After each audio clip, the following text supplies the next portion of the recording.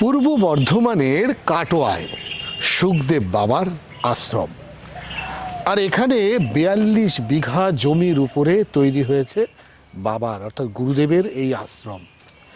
বলা যেতে পারে সুখদেব বাবার এখানেই সমাধি দেওয়া হয়েছে, যার জন্য এই আশ্রমের মাহাত্ম্য ভক্তদের কাছে অপরিসীম।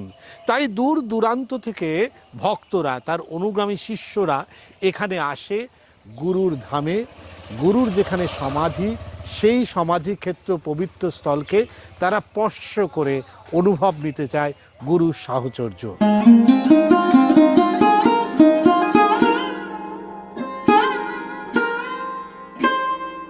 যে সরাসরি যে মন্দিরটা প্রত্যক্ষ করছেন, এই মন্দিরটি হলো সুখদেব বাবার সমাধি মন্দির।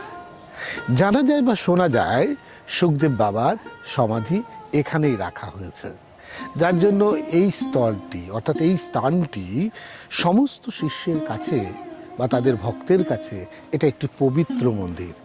যদিও পশ্চিমবাংলার বিভিন্ন প্রান্তে বা ভারতবর্ষের বিভিন্ন প্রান্তে সুখদেব বাবার এইরকম একাধিক মন্দির আছে বলে জানা যাচ্ছে, তবে মূলত এই মন্দিরের মাহাত্ম্য, কাটোয়ার এই সুখদেব বাবার মন্দিরের মাহাত্ম্য স্বয়ং বাবার সমাধি এখানে রয়েছে বলেই ভক্তের ভিড়টা যেন এখানে একটু অন্যরকম।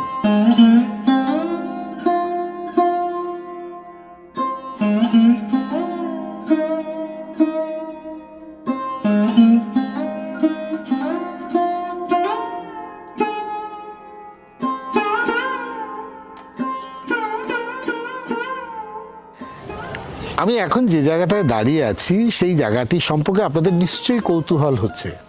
হ্যাঁ, হাতে গোনা আর কয়েকটা দিন, তারপরেই আসছে দোল পূর্ণিমা, আর এখানে লক্ষ লক্ষ ভক্তের উপস্থিত হবেন। কিন্তু ভক্ত আসলেও তো হবে না, তারা সারাদিন থাকবেন, গুরুর আরাধনা করবেন, আর তার পাশে এখানে এসে তারা যে সেবা নেবেন অর্থাৎ যে প্রসাদ গ্রহণ করবেন, সেই যে কর্মযজ্ঞ, লক্ষ লক্ষ মানুষের যে কর্মযজ্ঞের যে ভাটা বলা যাবে না, রন্ধনের জায়গা, সেই রন্ধনের জায়গায় অভিনব এই পদ্ধতিটা কিন্তু এখানে দেখছি। একসাথে অনেকগুলো এখানে কড়াই বসিয়ে রান্না হবে। আনুমানিক এক একটি কড়াইতে 30 কেজিরও ওপরে, 20 থেকে 30 কেজির ওপর কিন্তু রান্না হয়। সেই চুলা, যাকে বলে বাংলায় প্রবাদ বাক্যে যাকে বলা হয় চুলা, সেই চুলা কিন্তু প্রত্যক্ষ করছেন। এখন আমরা রয়েছি সেই ধামে অর্থাৎ সুখদেব বাবার আশ্রমের একদম রান্নাঘরে। যে রান্নাঘরটা এখন দেখলেও মনে হচ্ছে না, কিন্তু আপনাদের অবশ্যই দোল পূর্ণিমার দিনে আসলে দেখবেন এখানে যেন দক্ষ যজ্ঞ হচ্ছে। চলুন আবার আপনাদের পুরো মন্দিরটা একটু ঘুরে দাঁড়াই। আর আপনার পাশে যেগুলো দেখছেন, এই যে রান্না হওয়ার জন্য যে বিশাল পরিমাণে যে কাষ্ঠ লাগবে অর্থাৎ কাঠ লাগবে, জ্বালানি লাগবে, সেই জ্বালানি কিন্তু এখন থেকেই মজুত হয়ে গেছে।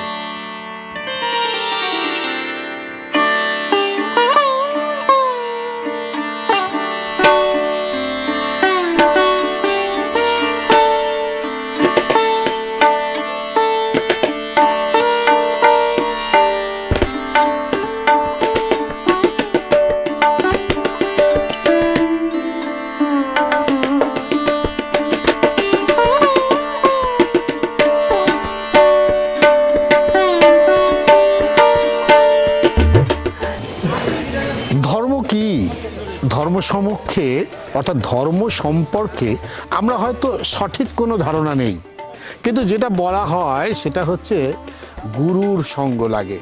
অর্থাৎ আপনার জীবনে আগামী দিন আপনি কি করবেন, কিভাবে আপনার জীবন চলবে, কিভাবে চলা উচিত, সেটা একজন প্রকৃত গুরুই সেই পথ চলাটা ঠিক করতে পারে।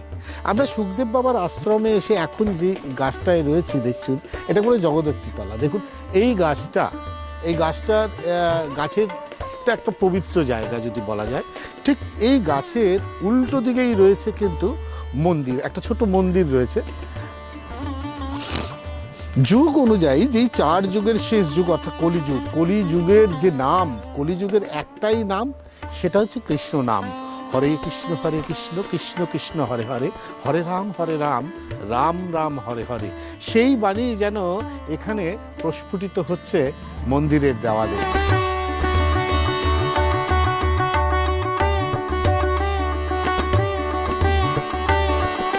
কি আছে এর মধ্যে?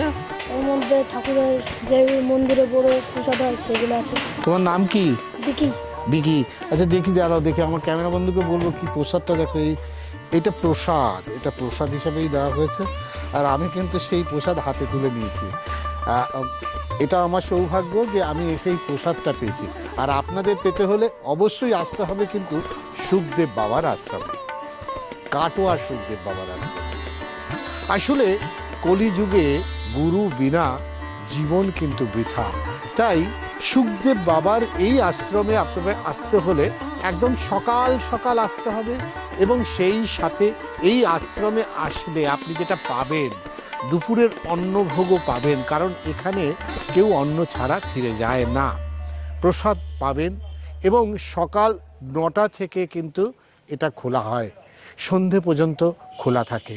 তাই যারা সুখদেব বাবার যারা শিষ্য বা যারা অনুগ্রামী, যারা দূরে আছেন, আমি মনে করি যে তারা এখানে আসতেই পারেন। আর হাতে গোনা কয়েকটা দিন, তারপরে শুরু হয়ে যাবে হোলিতে বিরাট মহোৎসব। আর সেই মহোৎসব জুড়ে প্রস্তুতি চলছে, চারদিকে তার প্রস্তুতি চলছে। আমরা ঠিক তার আগেই এসে পৌঁছেছি। তবে যেটা বলি, বাংলা তথা সারা ভারতবর্ষের বিভিন্ন প্রান্তে সুখদেব বাবার এমন আশ্রম রয়েছে। তবে কাটোয়ার সুখদেব বাবার এই আশ্রম কিন্তু সম্পূর্ণ স্বতন্ত্র এবং ভক্তদের কাছে অত্যন্ত পবিত্র স্থল।